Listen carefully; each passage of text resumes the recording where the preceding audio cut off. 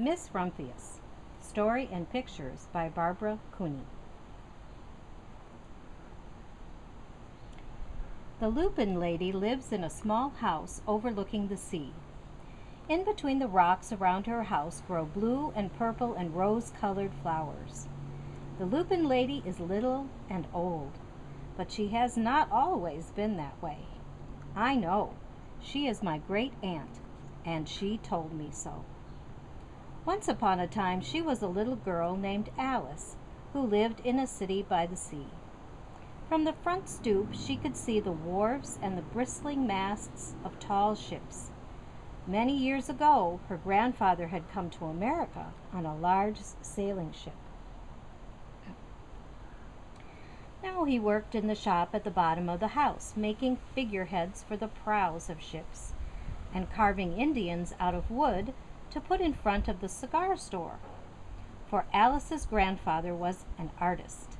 He painted pictures, too, of sailing ships and places across the sea. When he was very busy, Alice helped him put in the skies. In the evening, Alice sat on her grandfather's knee and listened to his stories of faraway places. When he had finished, Alice would say, "When I grow up, I too will go to faraway places, and when I grow old, I too will live beside the sea." "That is all very well, little Alice," said her grandfather, "but there is a third thing you must do." "What is that?" asked Alice. "You must do something to make the world more beautiful," said her grandfather. "All right," said Alice, but she did not know what that could be. In the meantime, Alice got up, washed her face, ate her porridge for breakfast. She went to school and came home and did her homework, and pretty soon she was grown up. Then my great-aunt Alice set out to do the 3 things she had told her grandfather that she was going to do. She left home and went to live in another city, far from the sea and the salt air. There she worked in a library, dusting books and keeping them from getting mixed up, and helping people find the ones they wanted. Some of the books told her about faraway places. People called her Miss Rumphius now. Sometimes she went to the conservatory in the middle of the park. When she stepped inside on a wintry day, the warm, moist air wrapped itself around her, and the sweet smell of jasmine filled her nose. "This is almost like a tropical isle," said Miss Rumphius, "but not quite."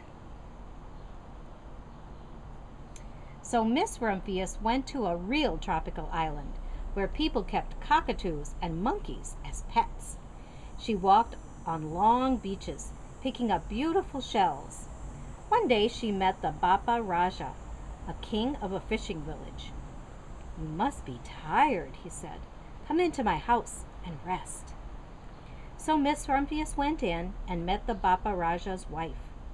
The Bapa Raja himself fished a green coconut and cut a slice off the top so that Miss Rumphius could drink the coconut water inside. Before she left, the Bapa Raja gave her a beautiful mother-of-pearl shell on which he had painted a bird of paradise and the words, "You will always remain in my heart." "You will always remain in mine, too," said Miss Rumphius. My great-aunt Miss Rumphius climbed tall mountains where the snow never melted. She went through jungles and across deserts. She saw lions playing and kangaroos jumping, and everywhere she made friends she would never forget. Finally, she came to the land of the lotus eaters, and there, getting off a camel, she hurt her back. "What a foolish thing to do," said Miss Rumphius. "Well, I have certainly seen faraway places. Maybe it is time for me to find my place by the sea." And it was. And she did. From the porch of her new house, Miss Rumphius watched the sun come up. She watched it across the heavens and sparkle on the water, and she saw it set in glory in the evening. She started a little garden among the rocks that surrounded her house, and she planted a few flower seeds in the stony ground. Miss Rumphius was almost perfectly happy. "But there is still one more thing I have to do," she said. "I have to do something to make the world more beautiful." "But what?" "The world is already a pretty nice place," she thought, looking out over the ocean. The next spring, Miss Rumphius was not very well. Her back was bothering her again, and she had to stay in bed most of the time. The flowers she had planted the summer before had come up and bloomed in spite of the stony ground. She could see them from her window, blue and purple and rose-colored. "Lupins," said Miss Rumphius with satisfaction. "I have always loved lupins the best. I wish I could plant more seeds this summer so that I could have still more flowers next year." But she was not able to. After a hard winter, spring came. Miss Rumphius was feeling much better. Now she could take walks again. One afternoon she started to go up and over the hill where she had not been in a long time. "I don't believe my eyes!" she cried when she got to the top, for there on the other side of the hill was a large patch of blue and purple and rose-colored lupins. "It was the wind," she said as she knelt in delight. "It was the wind that brought the seeds from my garden here. And the birds must have helped." Then Miss Rumphius had a wonderful idea. She hurried home and got out her seed catalogs. She sent off to the very best seed house for 5 bushels of lupin seed. All that summer, Miss Rumphius, her pockets full of seeds, wandered over fields and headlands, sowing lupins. She scattered seeds along the highways and down the country lanes. She flung handfuls of them around the schoolhouse and the back of the church. She tossed them into hollows and along stone walls. Her back didn't hurt her any more at all. Now some people called her that crazy old lady. The next spring there were lupins everywhere. Fields and hillsides were covered with the blue and purple and rose-colored flowers.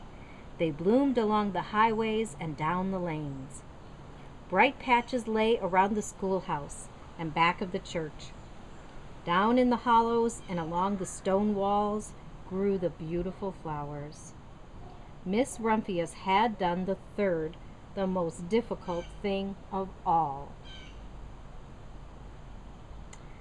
My great-aunt Alice, Miss Rumphius, is very old now. Her hair is very white. Every year there are more and more lupins. Now they call her the Lupin Lady. Sometimes my friends stand with me outside her gate, curious to see the old lady who planted the fields of lupins. When she invites us in, they come slowly. They think she is the oldest woman in the world.